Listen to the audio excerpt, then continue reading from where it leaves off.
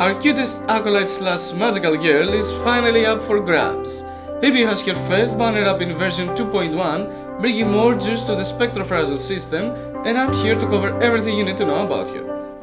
Phoebe has two distinct forms that offer different playstyles. Absolution, focusing on dealing enhanced damage to Spectrofrazzled enemies, and Confession, focusing on applying the Spectrofrazzle debuff to enemies needing to confess their sins. While one form seems to complement the other, the way she's built in Wuthering Waves environment at the moment makes it worth to play only one of the two at a time, depending on the team she plays and her role in it. To enter one of the two forms, Phoebe needs to have the bar under her forte full, which is filled up periodically by itself. Once it's full, Phoebe's resonance skill and attack will glow, and you can then either cast heavy attack to enter Absolution mode, or press resonance skill for a long time and she will enter Confession mode. You will notice that upon doing so, her forte bar will magically be full. This means that Phoebe's heavy attack after casting her third basic attack will be enhanced, dealing more damage during Absolution if the target has Spectrofrazzle stacks on their heads, or applying the debuff if Phoebe is in her Confession state. Keep in mind that Phoebe will consume her forte bar every time this enhanced heavy attack is cast, and during Absolution, she will consume less forte for the attack than her casted 2 times more than in Confession.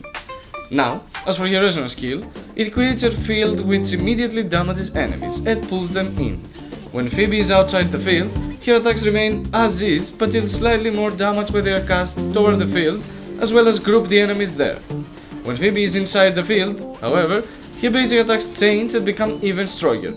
Recasting the resonance skill within a limited time also brings her to the field center, but this does slight damage, it takes some time to cast, so I would suggest using it only for repositioning. Her resonance liberation is similar to the rest of her kit, as it just damages the enemy, and depending on Phoebe's state, Absolution or Confession, she either does more damage or applies Spectrofrazzle to the enemy's hit. Lastly, another thing in regards to her kit is that her outro skill is actually a skill. Switching out when Phoebe's Concerto energy is full will let Phoebe cast her outro skill, dealing big fat numbers when she is Absolution status, or extending the duration Spectrofrazzle ticks, as well as their damage if she is in Confession. Keep in mind that using her outro skill interrupts anything she's casting at the time you use it, meaning that she won't finish the animation of any attack she tries to cast upon using her outro skill, and most importantly, her outro skill has its own animation as well, so switching back to Phoebe before it ends will cut the skill shortly. Since we've taken a deep dive into her kit, let's take a look at how to use her on the field. As of this moment, Phoebe is better suited to be used as a main DPS, using only her Absolution form. That's because it takes a long time on the field to start off with Confession, apply the Spectrofrazzle stacks, and then wait until her secondary meter is full to enter the Absolution status and deal more damage to the enemy. Confession of form is also not made for pure damage, so trying to use it for damage purposes just isn't enough. However, there is a way to cut her own field time and just let her use Absolution only, and that is by pairing her with Spectro Rover. If you want an updated guide for him here as well, feel free to watch the video on the top of the screen.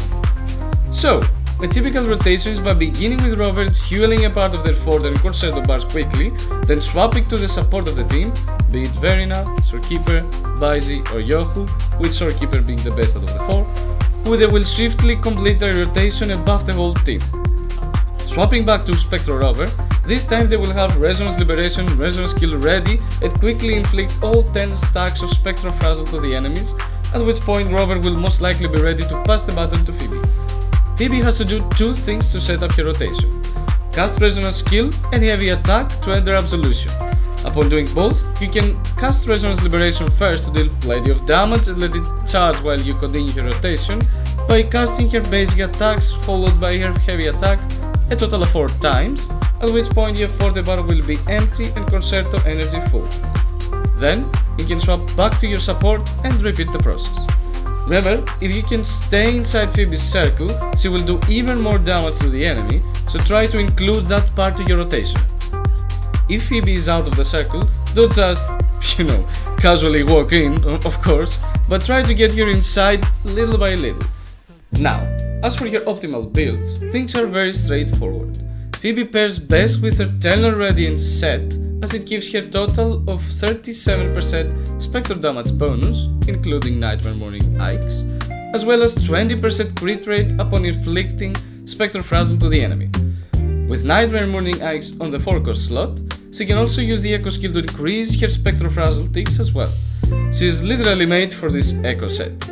Now, on secondary options, I would of course put Celestial Light, as it provides a healthy increase in spectral damage, and in case there's a day she will be played as a sub DPS, Moonlit Clouds will be the way to go.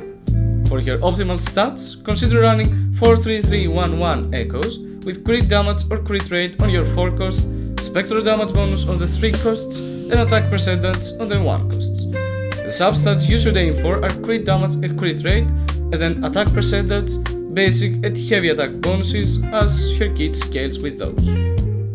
Going over to her best weapons, you have a few viable options here. Her best one is by far his signature, Luminous Hymn, as it increases attack, basic attack and heavy attack damage, as well as increasing the Spectral Frazzle damage ticks the enemy has on their head. Plus, this weapon has a huge 36% crit rate substat on it, making it way easier to reach some good numbers for her. For your other 5-star options, Zezi's signature weapon can actually bring some value to the table, as it increases attack and basic attack damage, as well as providing a lot of crit damage. But its effect is kinda difficult to fully utilize with Phoebe. Yin's signature weapon is again another option for Phoebe, with yet another not good synergy between its ability and Phoebe's kit. For me, in case you won't pull for her signature or don't have any other signatures available, I would go with Cosmic Ripples, as it gives a large boost to her attack and its ability is very good for Phoebe, but with the only downgrade being that balancing her stats will be difficult.